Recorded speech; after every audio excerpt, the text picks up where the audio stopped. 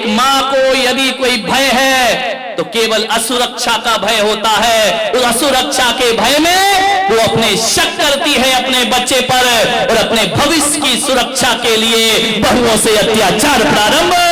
तो भय क्यों है आपको? आप क्यों सोचते हैं कि हमारा बेटा पराया? तो नहीं मेरे भाई, और यदि तुम्हारा बेटा पराया हुआ है तो इसकी जिम्मेदार भी तुम ही हो, बहू नहीं है, ध्यान रखना। 25 साल में 20 साल में तुम उसे इतना प्यार नहीं दे पाई। 20 साल में तुमने क्या संस्कार दिए हैं कि 20 साल जिसने मां से प्यार किया और 1 साल में पत्नी से प्यार करने लगा। ध्यान रख, कमी तुम में होगी, ध्यान रखना। थोड़ा अपने दिल को बड़ा करिए। मेरी सभा में बैठे तो एक एक महिला एक संकल्प करे कि कोई यदि हमारे घर की बुराई या बहू की बुराई करेगी तो कहना मेरा कान डस्टबिन नहीं है, ये गंदगी डालना है तो कहीं और जाकर के डाल, मेरे हंसते खिलखिलाते घर पर बुरी नजर मत लगा। ध्यान रखिए, तुझे क्या लेना देना दहेज मिला कि नहीं मिला, कौन सा तेरे घर में आ रहा है, लेकिन आग लगाना उनका काम है। एक मंत्रा ना होती तो राम को वनवास नहीं होता मेरे भाई, ध्यान रखना। कौन कहता है कि मंत्रा नहीं है, मोहल्ले में 2-4 तो होती हैं, ध्यान रखना, जिनका काम घरों में आग लगाना हुआ करता है।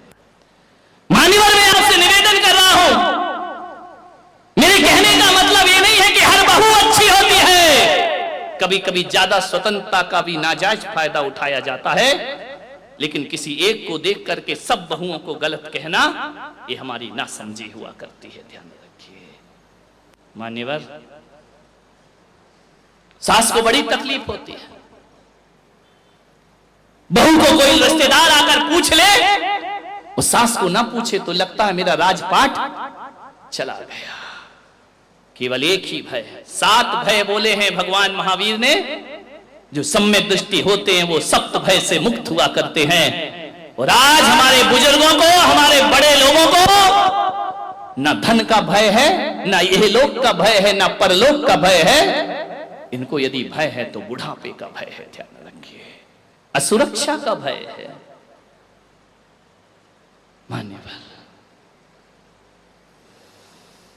आज भी बहू उस घर को अपना नहीं समझ पाती है, बाहर वाली समझी जाती है।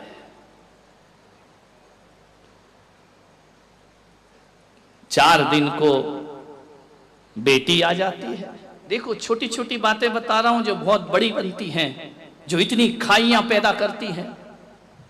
गर्मी के दिन ससुर जी ने कहा कि चाय बनाओ। बेटी गर्मी में पीहर आई है, बहू भाभी भी है। बेटी ने कहा पापा जी बनाती हूं। अम्मा कहती बेटी तू क्यों बनाएगी? बोली क्यों? भाभी है ना, तू तो 4 दिन को आई, आराम कर ले। तू भी तो ससुराल से आई है, थोड़ा सा आराम कर ले, चैन से रह ले। भाभी है ना, वो चाय बना देगी। अब ये शब्द यदि बहू के कान में पड़ गए, ध्यान रखना, एक प्याला चाय बनाने में बेटी कमजोर नहीं हो जाती, उसका बीपी नहीं बढ़ जाता, वो बेहोश नहीं हो जाती। ध्यान रखना, एक प्याला चाय में कोई बहुत बड़ी मेहनत का काम नहीं था। लेकिन जब कोई सास ये शब्द बोलती है ना कि तू आराम कर, भाभी बनाएगी, ध्यान रखना, एक प्याला चाय ने तुम्हारे दिलों की दूरियां बढ़ा दी। ध्यान रखिए, छलनी हो जाता है उस बहू का सीना। क्या फर्क पड़ता है यदि बेटी बना लेती तो।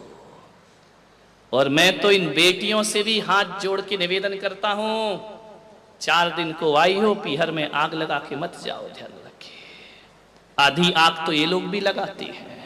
आ गई क्या रक्षाबंधन पे, मिठाई खाओगी और आग उगल के जाओगी। ध्यान रखना, इतनी समर्पण दिखाती है पीहर में आकर के अपने माँ बाप के लिए, पूरी बिछी जाती। मेरी मम्मी, मेरे पापा, मेरी मम्मी, मेरे पापा। भाभी तू ये नहीं करती है, भाभी तू सम्मान नहीं करती, भाभी तू इज्जत नहीं करती है। ये 4 शब्द, इतना प्रेम, गजब।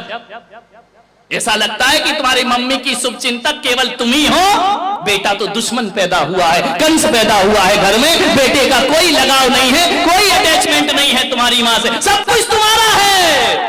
इतना भाई को व्यंग करोगी शादी के बाद, भाभी को व्यंग करोगी शादी के बाद, तू मम्मी का ख्याल नहीं रखता, तू पापा का ख्याल नहीं रखता है, इतनी बातें कर रही हो और ससुराल को नरक बना रखा है। ध्यान रखिए, इतनी ईमानदार होती तो तुम्हारी ससुराल भी स्वर्ग जैसी बन गई होती। जितना समर्पण माँ बाप को दिखाती हो ना 4 दिन में, उतना सास ससुर को दिखाओ, पलकों पे बैठोगी ससुराल में जाकर के। ध्यान रखिए, सोचना है, ससुराल नरक बना है, पीहर सुधारने की बातें करती है। प्लीज अपने पीहर में आग मत लगाइए। अधिकतर झगड़े तभी होते हैं जब ननंद घर में आती है। नंद गले का कौन बोला फंद। ध्यान रखिए, मान्यवर मत।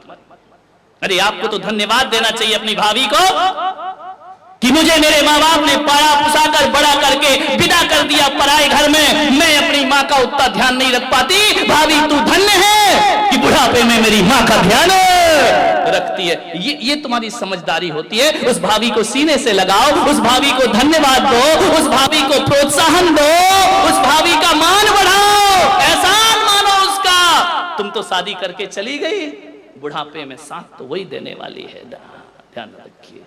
लेकिन तुम आके मम्मी के कान में कुछ डालती हो, भाभी के कान में कुछ और डालती। महाभारत खड़ी कर, जिस घर में बेटियां का इंटरफेयर होता है ना, उस घर में सुख कभी नहीं आ सकता है। ध्यान रखिए, इतना ज्यादा किसी की पर्सनल लाइफ पर डिस्टर्ब करने का प्रयास मत करिए। आपसे निवेदन है, समझदार हो जाइए। अरे बेटा इतने जल्दी पराया नहीं होता है। बेटे ने थोड़ा समय पत्नी को दे दिया, इसका मतलब थोड़ी है कि वो माँ बाप से प्यार नहीं करता है। बेटे ने थोड़ा सा समय पत्नी को ज्यादा दे दिया तो वो तुमको इग्नोर कर रहा है। ये मानसिकता हटाइए। समय भले भी देता हो, बेटा तो बेटा हुआ करता है ना।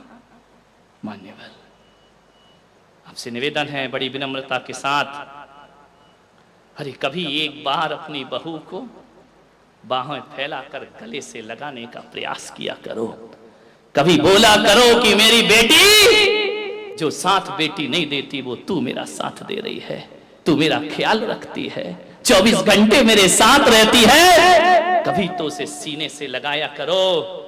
बेटी को सीने से लगाते हो लेकिन बहू को सीने से नहीं लगाते हो। क्या करे माताएं भी, पड़ोस में एक से एक ट्रेनर बैठे हुए हैं, एक से एक सलाह देने वाले। अरे सुना, बोले क्या, बोले बहू आ रही है ना, बोले हाँ, ज्यादा सिर पे मत चढ़ाना। धत तेरे की, घर उसका, बहू, तेरे पेट में क्या हो रहा है ज्यादा सिर पे।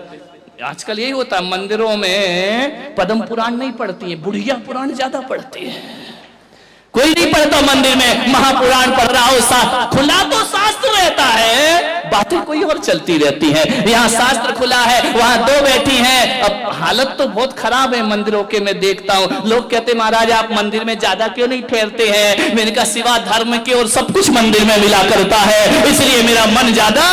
बैठी थी, मैं जाके दर्शन कर रहा था, 2 अम्माएं बैठी आपस में बात कर रही, शास्त्र खुला पड़ा है, मंगलाचरण किया है, आगे का एक अक्षर नहीं पढ़ा है, शास्त्र खुला है। उसने कहा क्यों, तेरी शादी हो गई क्या लड़के की? बोले हो गई। अरे बोले तूने मुझे तो बुलाया नहीं। पुराण कौन सा रखा? पद्म पुराण। और पढ़ा क्या जा रहा है? बुढ़िया पुराण। ध्यान रखिए। बोले तूने मुझे, अरे अम्मा जी क्या करूं, नहीं भूल पाई, कार्ड तो भेजा था नहीं हुआ। अरे आजकल हमने कार्ड छपाना बंद कर दिए, अब तो मोबाइल में ही मैसेज। अरे तू भी पागल हो गई, मैं कभी मोबाइल देखती हूँ क्या? अब देखो पुराण कौन सा खुला है?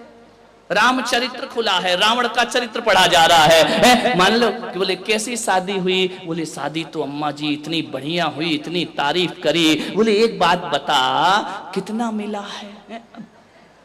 देखो तेल जले तेली का दिल जले। अब तुझे क्या मतलब कितना मिला है कितना नहीं मिला? अरे कुछ लाइए दहेज महेज।